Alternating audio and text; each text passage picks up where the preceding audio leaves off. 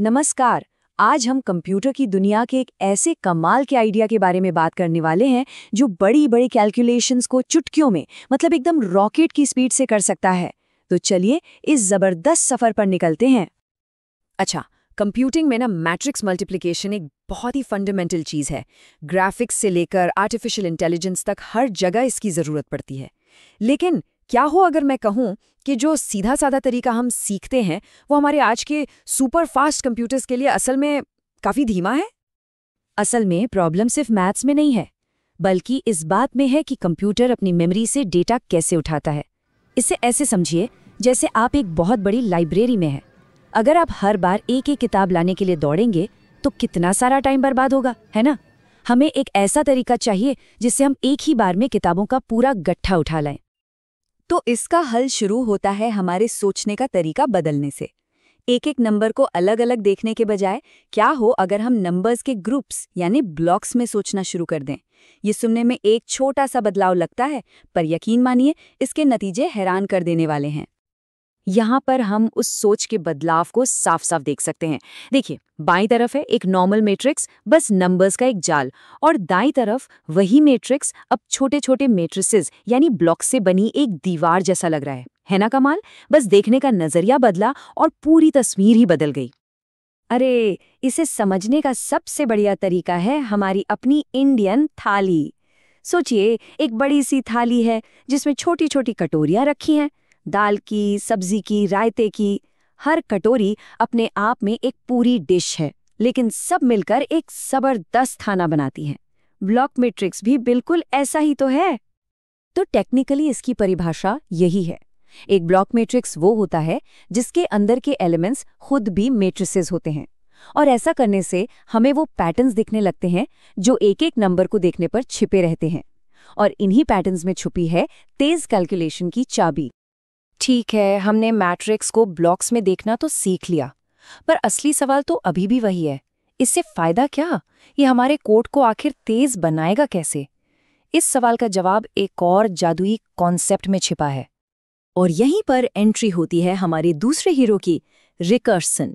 ये बड़ी और मुश्किल प्रॉब्लम्स को सॉल्व करने की एक बहुत ही पावरफुल तकनीक है, जिसमें हम प्रॉब्लम को छोटे छोटे और बिल्कुल उसी के जैसे टुकड़ों में तोड़ देते हैं।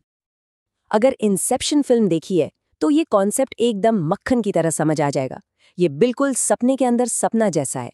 रिकर्शन एक बड़ी प्रॉब्लम को सॉल्व करने के लिए खुद को ही दोबारा कॉल करता है, लेकिन हर बार एक छोटे और आसान वर्जन पर। बहुत ही शानदार तरीका है ये। तो अब हमारे पास दो जबरदस्त हथियार हैं, एक ब्लॉक्स में सोचना और दूसरा रिकर्शन का जादू। अब जरा सोचिए, जब हम इन दोनों को एक साथ मिला देंगे तो क्या धमाका होगा। और यही वो धमाका था जो 1969 में वोल्कर स्ट्रैसन ने किया। उन्होंने एक ऐसा एल्गोरिदम बनाया जिसने इन दोनों आइडियाज को मिला दिया और मैट्रिक्स मल्टीप्लिकेशन को देखने का नजरिया ही हमेशा के लिए बदल दिया।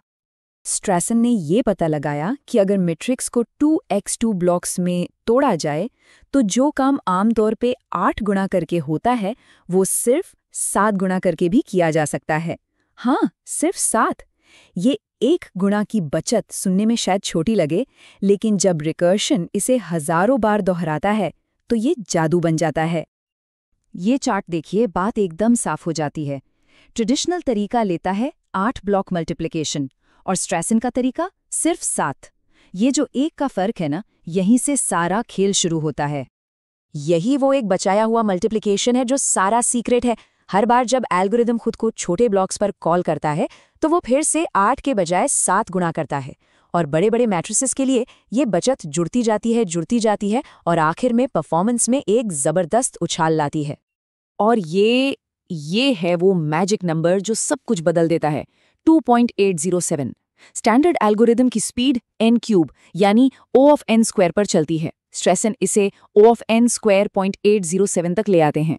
बड़े मैट्रिसेस के लिए ये फर्क जमीन आसमान का है। मतलब जो काम घंटों में होना था वो मिनटों में हो जाता है। तो सवाल ये है कि ये सब 1960s की थ्योरी आज हमारे लिए इतनी जरूरी क्यों है?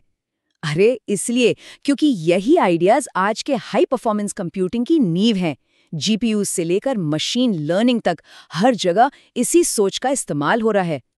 स्ट्रैसन का तरीका ब्लॉक एल्गोरिदम नाम की एक बड़ी फैमिली का हिस्सा है। ये वो एल्गोरिदम है जो डेटा को बड़े बड़े टुकड़ों यानी ब्लॉक्स में प्रोसेस करते हैं, और ये तरीका आज के मॉडर्न कंप्यूटर्स के काम करने के तरीके से बिल्कुल मेल खाता है, जिससे वो अविश्वसनीय रूप से तेज और एफिशिएंट बन जाते हैं। तो आज की बातचीत से क्या बातें याद रखनी है? पहली, कभी कभी प्रॉब्लम को अलग नजरिए से मतलब ब्लॉक्स में देखने से ही हल मिल जाता है। दूसरी, बड़ी मुश्किलों से डरना नहीं है, रिकर्शन उन्हें छोटे मैनेजेबल हिस्सों में तोड़ देता है। तीसरी, स्ट्रेसन ने इन दोनों आइडियाज को मिलाकर एक क्रांतिकारी एल्गोरिदम बनाया। और आखिर में, ये सब सिर्फ थियरी नहीं है, ये आज हमारे गेमिंग कंसोल से लेकर एआई तक हर चीज को पावर दे रहा है। तो अंत में सबसे बड़ी सीख क्या है? सबसे तेज कोड लिखना सिर्फ कुछ चतुर ट्रिक्स जानने के बारे में नहीं है। ये एक कदम पीछे हटने और प्रॉब्लम को एक बिल्कुल नए नजरिए से देखने के बारे में है। कभी-कभी सिर्फ अपना दृष्टिकोण बदलकर हम एक ऐसी खोज कर सकते हैं जो आने वाले कई दशकों तक दुनिया को प्रभावित करती है, ठीक वैसे ही जैसे स्ट्रेसन ने किया था।